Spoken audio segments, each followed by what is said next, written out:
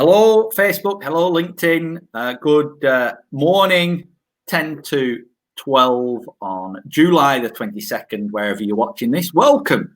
Another LinkedIn Live where we discuss business, history, and all sorts of things with business people from around the Northwest and sometimes further afield.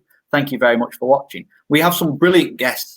As always, we've had some fantastic guests previous to this. We've got some great guests lined up in the future, more to be revealed later. Today is, as I say every week, no exception, a great local businessman, a very, very good friend. I'll bring him onto stream now, Mr. Jan Evans. Good morning, Jan. Good morning, Liam. Hello. Jets GPS. Mm-hmm. Let's dive straight in and let's get to all the other stuff, background, etc. later on. Jets GPS. What is it? What does it do? Go. Yeah, it's my baby. Jets GPS. It's 3 weeks younger than my eldest daughter, Neve. So it's kind of Neve was the catalyst to set it up. So that was in 2011. I've been in the telematics industry since 2003, which makes me one of the old boys. There's a lot come and gone in that 17 years. What do? We look after predominantly family-owned northern businesses who are running fleets. We look after their cameras, help them get accreditations such as FORS, clocks, make sure they can get registered for the DVS scheme, which is a new thing that Transport for London are bringing in October. And we do all sorts of different tracking. Because, being in the industry so long, I've kind of got a lot of contacts in there. Yeah. It's, you go... I know you predominantly talk about Northwest-based companies. That's because, even if you go outside of the area, you pass a lot of business on the way out of the Northwest, don't you? So that's what you concentrate on. Yeah, absolutely. The reason I tend to focus on the Northwest is because I can give them the service that I want. If they're further afield, you can't. I know it's different with COVID. We're all living on video calls now, which has, I suppose, opened it up a bit more than it was previously. Of course. Have you seen more inquiries coming from further afield? And have you had more discussions with businesses that are maybe outside normally your target patch? Not hugely. No, I like dealing local. We give our business locally wherever we can. So there's enough in the Northwest and the Northeast to go around. So talk to us about the sort of the tracking side of it. Is it as simple as there's a tracking device, you stick it somewhere in your car, and your bosses, your employers can track where you're going, or is there more to it than that? It can be as much or as little as you want. So it can be a self-fit device that you fit yourself on the battery, or you plug into the diagnostics port, and that's going to show where they are, where they've been, how they're driving, which is equally as important. Right through to we can integrate with the fuel management system, the vehicle diagnostics, the tachograph in HGVs, and everything in between. We can link it to a terminal, which does, you can send your jobs through, signature capture. It just depends on the client. Yeah. It depends what challenges they're facing as to what we would recommend. What's a common challenge then that businesses face? If it can do everything, what's the most common challenge you think that businesses have faced? Maybe not now, but in the past. Certainly for HGVs, it's compliance. So there's voluntary schemes such as FORS and clocks, which increasingly, if you don't have those accreditations, you can't go for the big ticket tenders. there's the driver hours are huge. Right. So having that live visibility of where a driver's up to, when he's taking his breaks, how much driving time he's got left that week or fortnight, that can really help them make much more informed business decisions where they can allocate which vehicles and which drivers. FORS, it's obvious to say, but to a layperson, FORS means not much, but it's a huge deal within the transport industry. Yeah, it's massive. It's massive. Like I say, it's a voluntary scheme, but it's a standard. It shows that you're operating to different levels of safety and compliance. FORS bronze, there's not much equipment involved in that, if any. Okay. It's more processes, but once you get up to the silver and the gold, which is what the big ticket work wants you to have, for that you've got to have the safety cameras, you've got to have the cyclist safety systems, you've got to have ultrasonics on the sound side of the vehicle. It's quite a high-tech kit. But it's an investment that some people feel they have to make to get the FORS accreditation, but then once they've got it, why didn't we have this years ago? It only takes one bump that gets knocked off the desk that would have gone 50-50 and bumped their insurance premium right up. Trucks, they're big, heavy chunks of metal, and they're easy to point the finger at when there's an accident. So it's about protecting the driver as well as the company. So you're saying that if you want them big ticket items, what comes to mind is the supermarkets and whatever it may be. You need to be looking at this accreditation. Yeah, if you're running a fleet of HGVs, particularly if you're in the haulage or the construction industry, it's becoming more and more expected. Yeah. That you have it, not operating off the back of a packet of fags. They want you to be safe. They want you to be compliant because by default, you're representing them. Yeah. If the main contractor wins a job and they're sending in, that you're then, employed to carry the goods to the buildings, to the big construction sites. If you have an accident because you're not being sensible, that reflects badly on that. Of course, absolutely right. Now, take us right back to the beginning. Was it an idea in the night?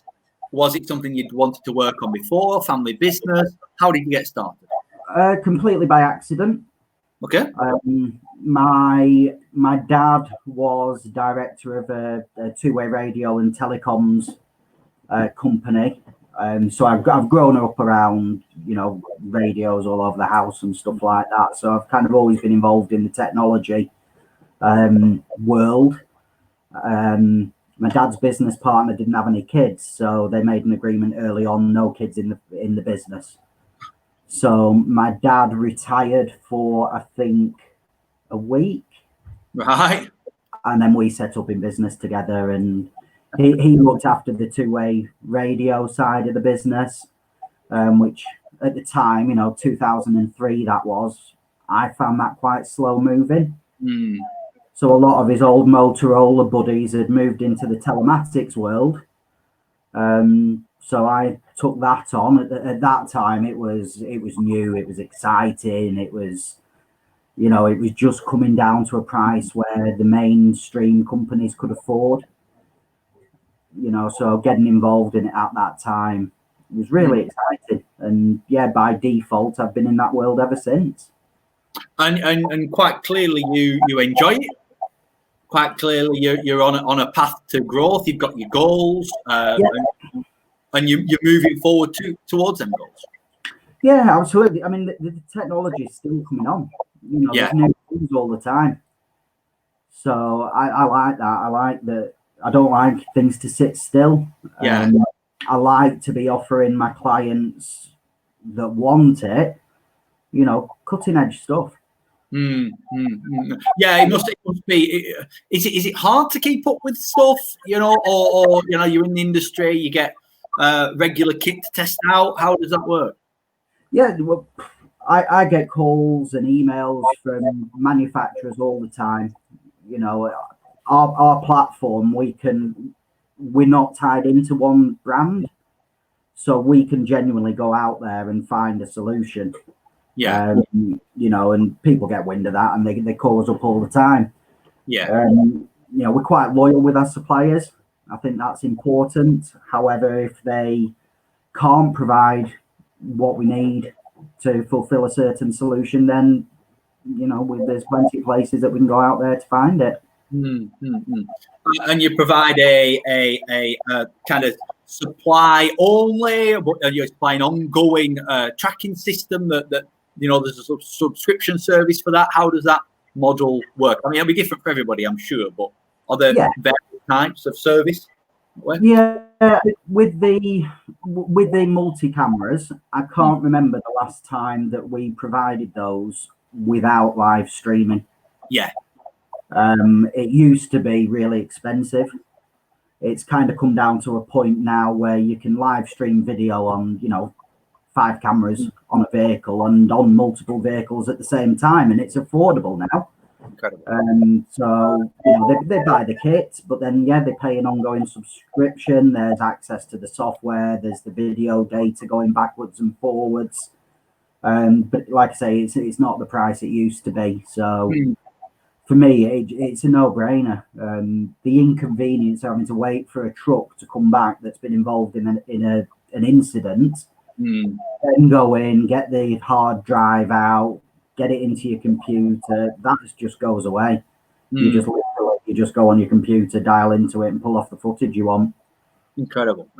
You just mentioned price there, because of course we're in a world where prices constantly are being suppressed. It's about competition, and a lot of the time we talk to people on this, and it's not about price. It's about different levels of service, and you pride yourself on that level of service and that relationship with your, as you've said, your suppliers, but also your customers. Very much so. And you know, we had a customer come back to us this year, which was, you know, I love it when that happens. Yeah. They were still using the tracking that I'd put in originally in 2004, whatever it was. So they got the money's worth out of that. Of course. Yeah. But they weren't happy with their camera supplier. So they called us up. We went in. That was it. Done and dusted.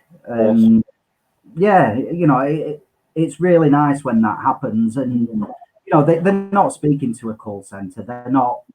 You know, they've got a relationship with me. You know, and I genuinely care.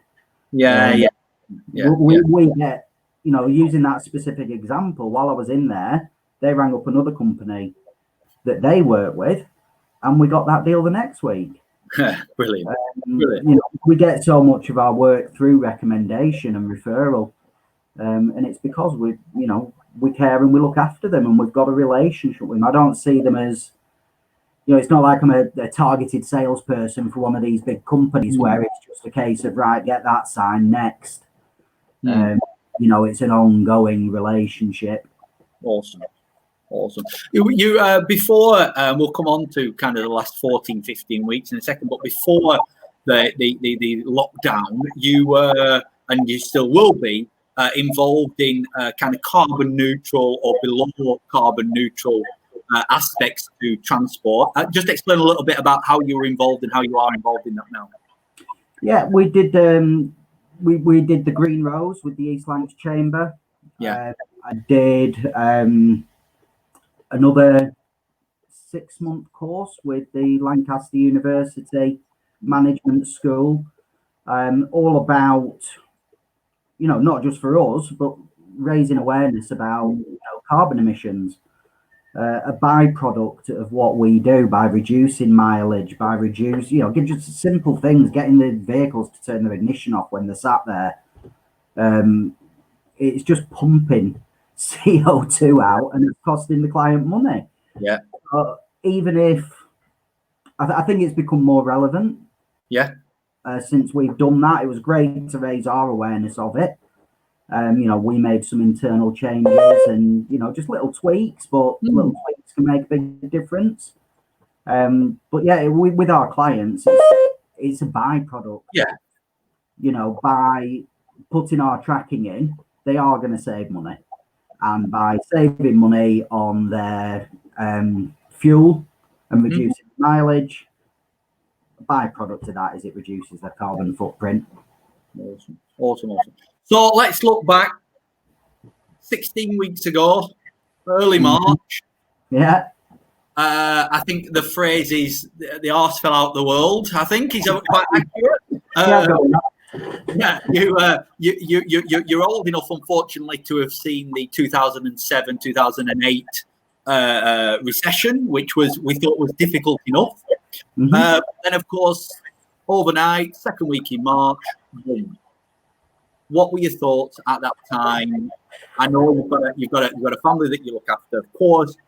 So on both sides, you had both things to deal with all at once. Yeah, it was. I think in many ways, by pure luck, I was quite fortunate. I had a meeting with somebody I played football with and went to college with right at the beginning of March. And we'd had a meeting, and he's also a local councillor, and, he's got his fingers in lots of pies. And at that point, COVID, I didn't know whether it was scaremongering. I didn't know if it was a load of rubbish. And so I just asked him. And he really opened my eyes. Right. That was going on and planning and the expectations. So at that point, I kind of had a head start. Yeah. The situation with my daughter. My daughter's disabled, so we've got a care team around her and things like that. So I was straight away briefing them, and we were one step ahead. And the same for the business, really. Very, very quickly, I transitioned to working from home, and the office, basically the other guys work from home as well. We got a health and safety company in to look at risk assessments for COVID, policies. We were completely transparent with our clients. Yeah. So we just shared that information with them. A lot of them had mothballed their fleet. So, that initial 6 weeks, I would say, there was a lot less vehicles on the road. There was a lot less construction going on. The haulage guys were mad busy. Yeah, I bet. But for the construction guys, it was a chance to breathe. Yeah. It was a chance where their vehicles were parked up in the yard, where normally they're out all day, every day. So with there were a lot less people on site. They just all trucks lined up and keys. So we worked with the clients to make sure that safely we could go in and give them the opportunity to not have to take the vehicles off the road and get them spec'd up to how they wanted them. Clever. Yeah. Clever. I don't think that happened for the first 6 weeks. I think the first 6 weeks, everyone was just panicking. Yeah, there was a lot of readjustment, a lot of panic, a lot of readjustment. How then did in total the 16 weeks? Did you have a rethink of structure, of goals, or your goals have always been your goals, and you've not readjusted them? You just changed the way you're going to go about getting to them goals. Yeah, it was. I love the saying, the big pause. Yeah. It really was. I've seen this as a unique opportunity that hopefully we're never going to get again. No. When do you ever get the chance to stop? In all honesty, running a business, the phone goes, you answer it, you deal with it, don't you? Yeah, of course. The phone wasn't going. I refused to say social distancing. Yeah. Physical distancing. I've been working here since the middle of March. I've no mad plans to go back because we're still shielding for Neve. Yeah, of course. But yeah, it was a real opportunity to do some thinking. The reason I refuse to call it social distancing is because I don't think I've ever been so social. Yeah. But it's been on video, it's been on the phone, because I've not had to jump in the car. more productive. I'm probably getting, 15 hours a week back into my working day just by not driving anywhere. My relationship with my clients, it's gone to a different level because I wasn't ringing up to sell them anything. I was just ringing up to check they were all right. Of course. The level of conversation, it wasn't business anymore. I didn't care about business. I knew there was no business going to get done. I think there's a bit more humanity coming to the business world. I hope that, I very much hope that stays. Yeah, I agree. I think people are, I don't know, just a bit more appreciative. It's not about squeezing everybody anymore. It's about working with people and working with people you want to work with. Well, that's a great, I suppose, leading answer into my next question. How do you see? We'll talk about the future of Jets maybe a bit later on. But how do you see the short-term future of the economy and how business is working? More working from home, maybe less traveling, and then how has this period affected the future, the long-term future? Do you think more humanity is one of the things you've touched on? Yeah, I think it's going to very much depend on the industry that you're in. I think for some there's no way around it. It's going to be catastrophic. Yeah. We've got a little visitor here, Liam. All right, please, yeah. Frankie, do you want to come and say hello to Liam? Daddy, I came in to tell you. Yeah. You put the seeds in? Yeah. We've been planting seeds yesterday, Liam. Oh, wowza. There's compost at the back of your office. Thank you. Yeah, we'll do it later when I finish this call. Can I do you mind if I just take a picture quick, Leslie? No. I think this goes into the humanity. I think 5 months ago it would have been completely unacceptable. Yeah. For you to be having a business call and your kids jump. I think I've met more of my clients' children and colleagues' children. Yeah. That's a prime example of it, isn't it? Now it's kind of the norm, isn't it? Everyone's in the same boat. You're absolutely right. There's people who I've had business calls with, and their partners have been on the same line in the background, and you're just getting to know more about them. We won't have that in their office. I like that. I love it. I'm in no rush to go back to face to face. I've enjoyed spending a bit more time with the family. I'm lucky I've got the office out in the garden, which, you've been here, you know it. But yeah, it was easy. I just had to clear a bit of Star Wars stuff and tidy the desk. We may as well go on to that, of course, because people want to know when they're watching this back on any Facebook groups. They want to know the person behind the business. It's a successful business. They don't know the person behind it because you have your hobbies. I mean, I think more importantly, Blackburn Rovers, but we'll stick to Star Wars to start with because that's a great passion of yours. Yeah, I love it. I've always loved it. Just, as a kid. Yeah. We had all the figures. There was, me and the other, here she comes. She just brought me a picture of the compost around the back of the office.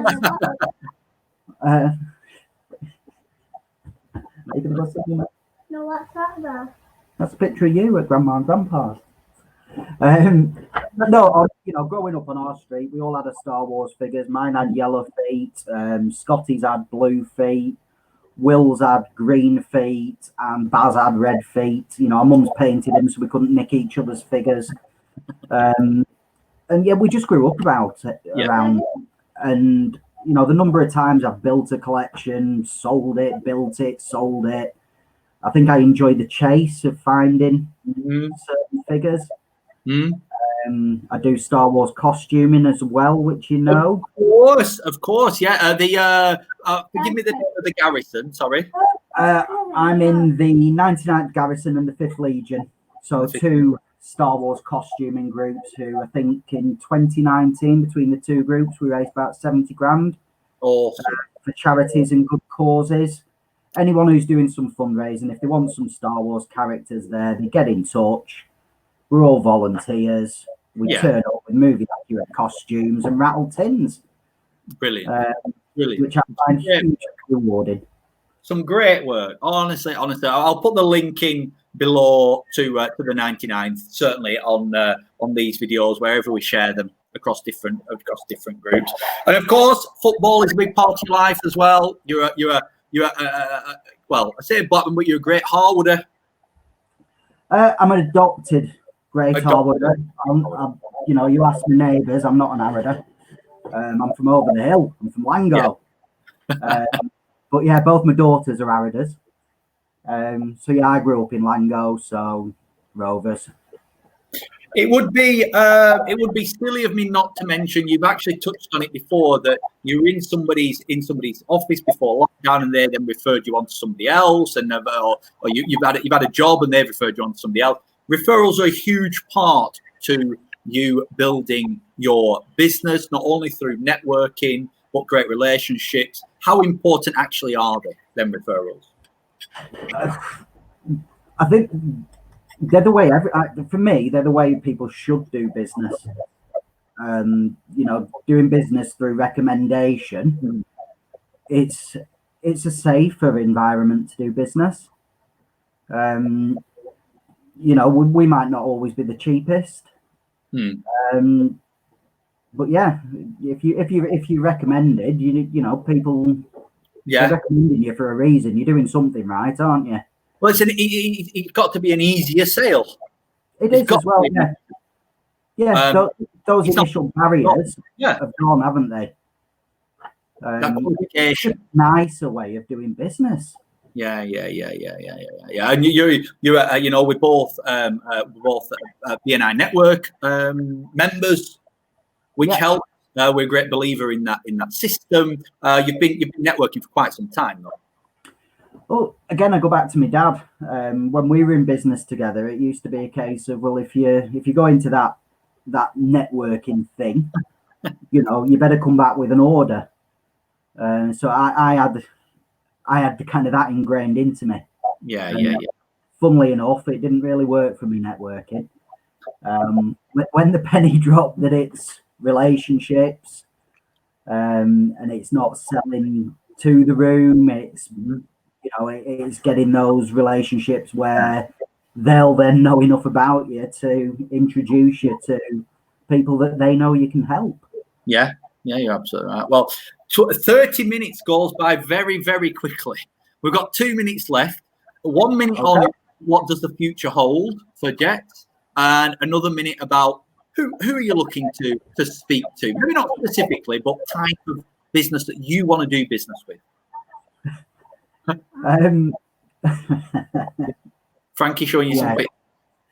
Yeah, the pictures. She's taking pictures of me now. What does the future hold? Yeah, we're massively busy with the cameras for the HGVs. Yeah. Anyone going into London, they need to get stuff fitted. The DVS scheme comes live on the 26th of October. They have delayed the fines until February because of COVID. Yeah. I'm sure there'll be some nasty letters going out in that period. So that's keeping us very, very busy. I love dealing with family-owned companies. Yeah. They've got very similar values to me. You know, I don't particularly want to deal with the big corporates. You know, they don't live in my world. Yeah. You know, it's family-run businesses with a fleet of HGVs who just want looking after. Awesome. Well, last question. What are you having for your lunch? What am I having for my lunch, Frankie? I don't know. She doesn't know. That'll be a butty then. Butty. Sugar sandwiches. Awesome, Dan. Thank you so much. I know you know you've got a lot on your plate at the minute in terms of juggling business and family. So thanks for spending half an hour speaking to us, giving a bit of promotion to your business, talking about networking. I'll get it shared around all the groups across Lancashire and the Northwest. Have a great day. You are a legend, Mr. Mulligan. I try my very best. Have a good day. Bye-bye. Take care, buddy. Bye.